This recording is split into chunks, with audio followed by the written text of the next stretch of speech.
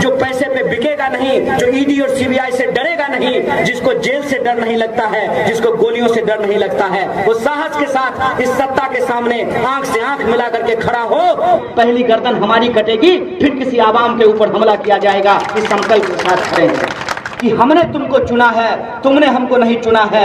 अगर हम तुमको सत्ता पे बिठा सकते हैं तो हम तुमको सत्ता से नीचे भी उतार सकते हैं। प्रधानमंत्री कहते हैं मर जाऊंगा मगर देश नहीं बिकने दूंगा।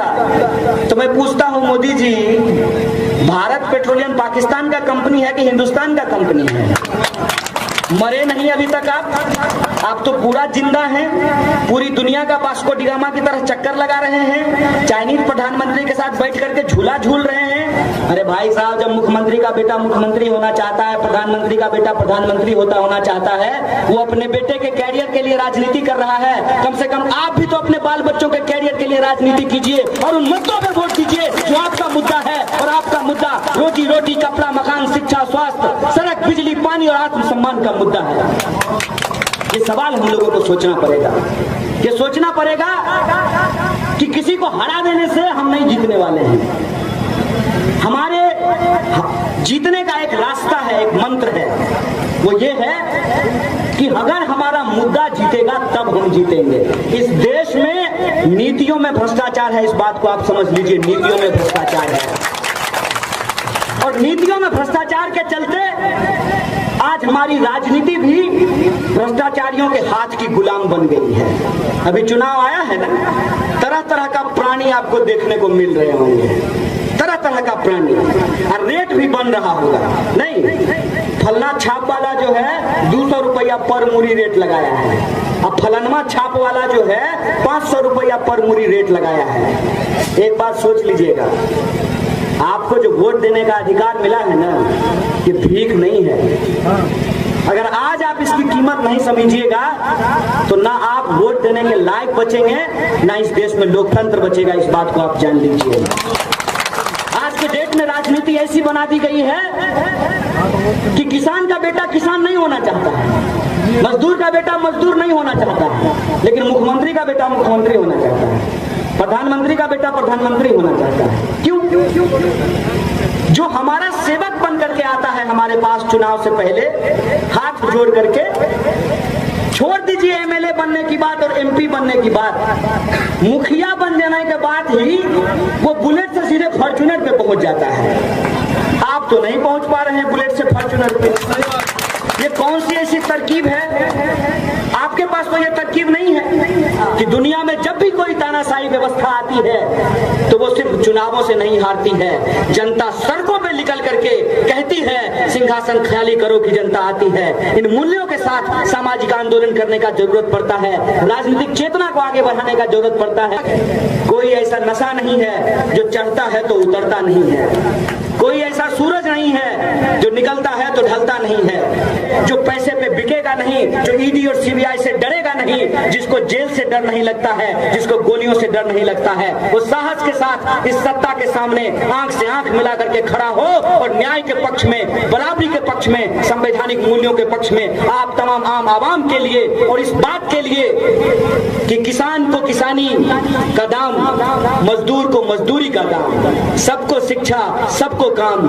हिंदू हो मुसलमान, सबको मिले बराबर का आत्मसम्मान, इन मुद्दों के साथ खड़े होइए। प्रधानमंत्री कहते हैं मर जाऊंगा मगर देश नहीं बिकने दूंगा। तो मैं पूछता हूं मोदी जी, भारत पेट्रोलियम पाकिस्तान का कंपनी है कि हिंदुस्तान का कंपनी है? मरे नहीं अभी तक आप तो पूरा जिंदा हैं। पूरी दुनिया का वास्को डी गामा की तरह चक्कर लगा रहे हैं, चाइनीज प्रधानमंत्री के साथ बैठ करके झूला झूल रहे हैं।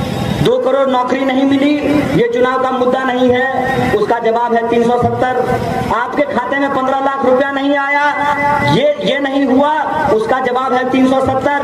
आपकी सड़क टूटी हुई है, उसका जवाब है 370। आपको नौकरी नहीं मिल रही है, उसका जवाब है 370। किसान को उनके फसल का दाम नहीं मिल रहा है, उसका जवाब है 370। मतलब बेटा बाप से खाना मांगे तो बाप कहे मत खाओ, 370 लागू हो गया है। ये 370 क्यों किया गया है? ये 370 इसलिए किया गया है ताकि सरकार अपनी 420 छुपा सके, और अपनी 420 छुपाने के लिए 370 का नाम दिया जा रहा है।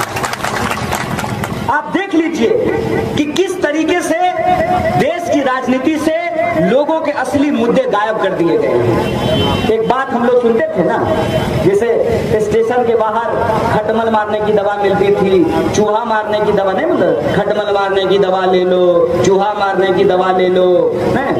और ये कहता था कि हर बीमारी का रामबाण इलाज। भाजपा ने भी इस देश के लोगों के लिए यही ढूंढ करके निकाला है। जब ये विपक्ष में थे तो सरकार से सवाल पूछते थे। स्मृति ईरानी का फोटो आप लोग देखते होंगे, जिस रसोई गैस का दाम बढ़ता था तो वो ईंटा पे लकड़ी जोड़ करके खाना बनाने लगती थी और चूड़ी तोड़ करके मनमोहन सिंह को भेजना शुरू कर देती थी। आज तो खुद ही मंत्री हैं, ना जो है रसोई गैस का दाम बढ़ने पे रोड पे आकर के खाना बना रही हैं, ना चूड़ी तोड़ करके मनमोहन सिंह को भेज रही हैं, क्योंकि मनमोहन सिंह तो प्रधानमंत्री है नहीं, प्रधानमंत्री तो नरेंद्र मोदी हैं। नरेंद्र मोदी के खिलाफ तो बोल नहीं सकते हैं। नरेंद्र मोदी के खिलाफ अगर बोलेंगे तो स्मृति ईरानी भी आडवाणी बन जाएंगे। किस तरीके से लोगों के जो असली सवाल हैं उन तमाम सवालों के लिए एक जवाब। महंगाई बढ़ गई, रामबाण। बेरोजगारी बढ़ गई, रामबाण। देश में गरीबी बढ़ गई, रामबाण। अर्थव्यवस्था गिर गई, रामबाण। देश की कंपनी लुट गई, रामबाण। रेलवे बिकने को तैयार है, रामबाण।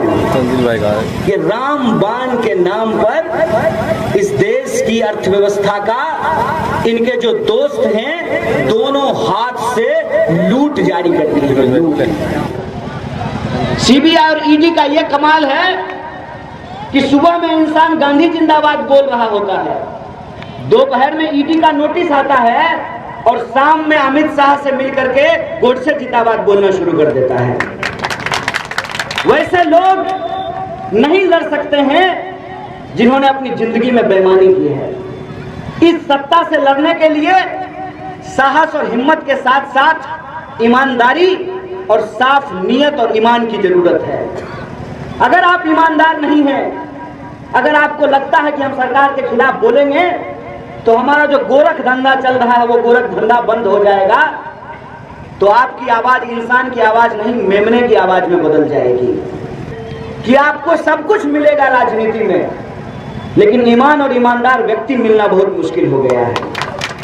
कि हमने तुमको चुना है, तुमने हमको नहीं चुना है। अगर हम तुमको सत्ता पे बिठा सकते हैं तो हम तुमको सत्ता से नीचे भी उतार सकते हैं। आज जब मैं यहाँ खड़ा हूं तो हमारा सबसे प्रमुख सवाल क्या है?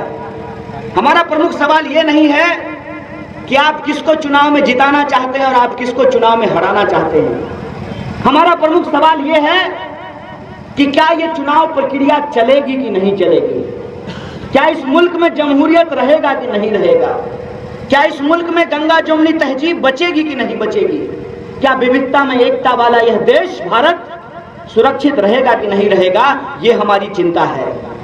और जो पैसे पे बिकेगा नहीं, जो ईडी और सीबीआई से डरेगा नहीं, जिसको जेल से डर नहीं लगता है, जिसको गोलियों से डर नहीं लगता है, वो साहस के साथ इस सत्ता के सामने आंख से आंख मिला